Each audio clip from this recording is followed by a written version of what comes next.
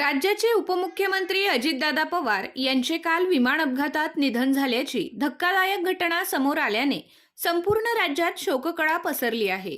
या दुःखद घटनेमुळे सर्वत्र हळहळ व्यक्त केली जात असून नागरिकांकडून शोकसंवेदना व्यक्त करण्यात येत आहेत।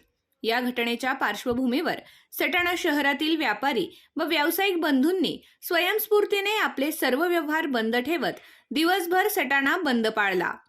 शहरातील बाजारपेठा, दुकाने व व्यावसायिक आस्थापने पूर्णतः बंद होती।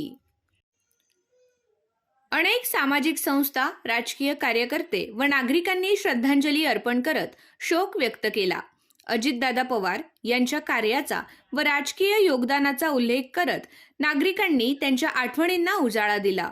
सटाणा शहर व बागलाण तालुक्यात सबस्टेशन, सिंचन, रस्ते, शेती आदींच्या विकासासाठी माजी आमदार संजय चव्हाण व दीपिका चव्हाण यांच्या माध्यमातून मोठ्या प्रमाणात निधी मिळाल्याने खऱ्या अर्थाने विकास दिसला। शहर व तालुक्यातील विविध पदाधिकारी व कार्यकर्त्यांशी दादांची नाळ जोडलेली होती, त्यामुळे त्यांच्या आठवणी सदैव स्मरणात राहतील।